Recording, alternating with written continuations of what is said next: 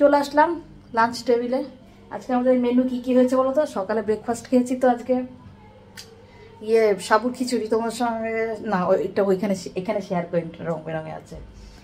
আর দুপুরে করেছি ভাত, আমের টক আর এই কাতলা মাছ মেটে আলু দিয়ে। এই দেখো দুজনের ভাত নিয়ে নিয়েছি, আর এই আমের টক আছে, শশা আছে, আর আছে এখানে কাতলা মাছ মেটে আলু দিয়ে। আর এখানে দেখো না কতটা খিচুড়িও রয়ে গেছে, এক বাটি হয়েছে। দাগটা দেখতে পেরেছো উপরের বাটির দাগটা? অতটা হয়েছিল পরিমাণে, খেতে পারিনি কি দুজনে। তারপরে রয়েও গেছে, আবার দেখি সন্ধ্যাবেলা যদি পারি ওটা খাবো। সকালে যে খেয়েছে না সেটাই পেট ভার হয়ে রয়েছে, দেখি কতটা কি ইয়ে হয়। ঠিক আছে, সঙ্গে থাকো, দেখতে থাকো। তেমন খাওয়ার টাইম চলে আসো। খিচুড়ি লাগলে নিয়ে নিও। না না,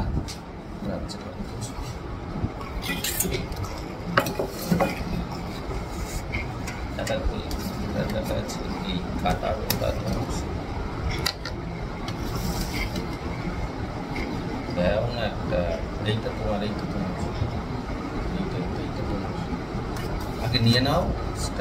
দাঁড়াও দাঁড়াও, মেটে আলু দিয়ে মাছের ঝোল। দারুণ গন্ধ হয়ে নিয়েছে তো। ঠিক করে সেট করতে হবে।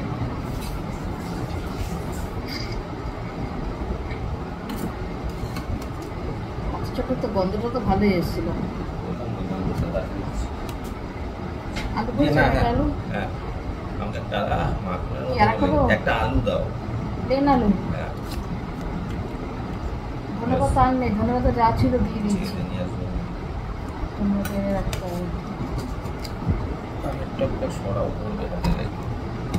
হ্যাঁ, আগে না ভীষণ গরম, একটুখানি মানে শরীর নাড়ালেই গরম লাগছে, ভীষণ গরম।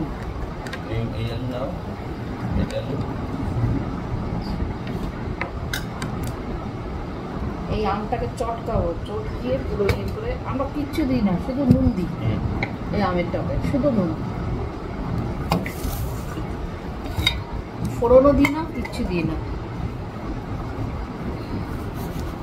পেট ভাত, কিন্তু আর কত দেরি করবো? প্রায় 3:30 বাজতে যায়। রাখবো এখানে। আমের টক ফক কি করবে?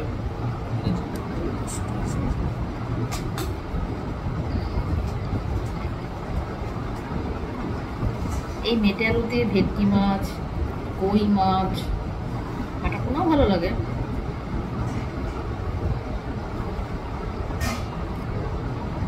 দারুণ হচ্ছে। আমার দিদি শাশুড়ি খুব পছন্দ করে, বাঙাল মাছই পছন্দ করে, আমার ভালো লাগে।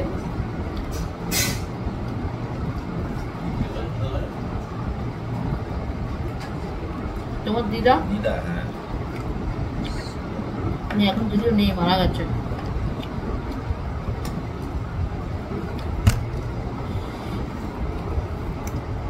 খেয়ে নি। হ্যাঁ,